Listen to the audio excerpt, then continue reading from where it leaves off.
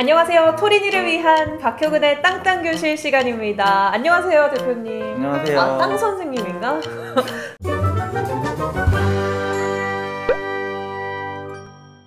본격적으로 투자 원칙 이런 거 여쭙기 전에 그냥 궁금했던 거 간단하게 질의응답 시간 가져보도록 하겠습니다. 네. 저는 토지를 좀 묵혀놨던 아니면 좀 아직 값이 오르지 않은 땅을 딱 사서 어느 정도 놔두면 시세 차익 정도는 건질 수 있지 않을까, 좀 시간을 두고 있으면 어느 정도 수익을 낼 수 있는 게 토지 투자가 아닐까 싶은데 전문가가 봤을 땐 어떻게 생각하세요? 그럴 수도 있는 것도 당연히 현실적으로 있고요. 네네. 근데 이제 그런 기본 생각만 갖고 땅을 사면 네. 제대로 된 수익 못 볼 수가 많죠. 근데 예를 들어서 요즘에 이슈화돼 있는 그런 국회의원 아버지가 세종시 땅을 샀잖아요. 네. 그렇게 이제 호재성이 있고 이렇게 뜨겁게 달아오르는 지역 같은 경우는 그 시세 차익이 시간이 가면은 그 기한이익이 어느 정도 생기는데, 그 상태에서 토지 개발이라는 게 들어가면 더 많은 수익 극대화시킬 수가 있죠. 그러면 여기서 질문이, 투자와 투기를 가르는 기준이 있을까요?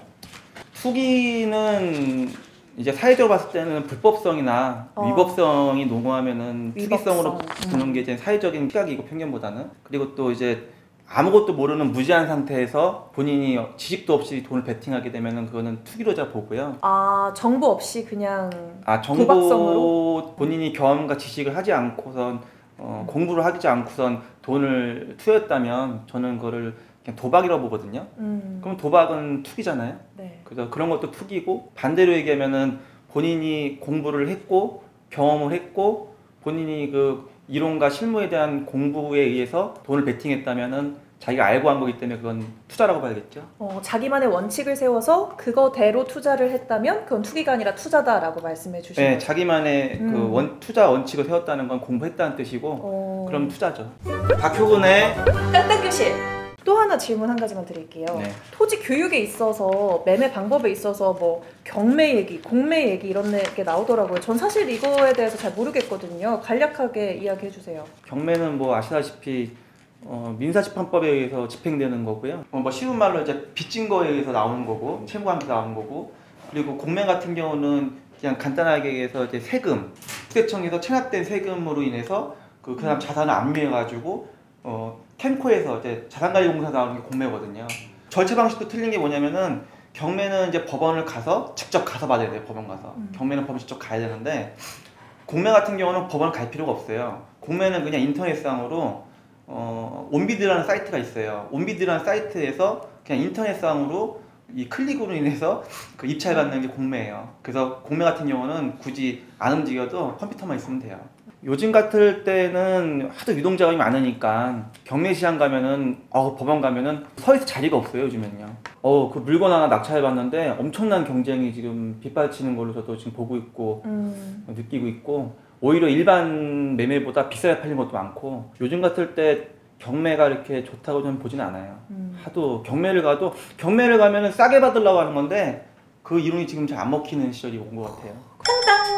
그리고 경매라는 게 단순히 이제 일반인들이 아는 그런 경쟁 입찰 방식만 있는 게 아니고요.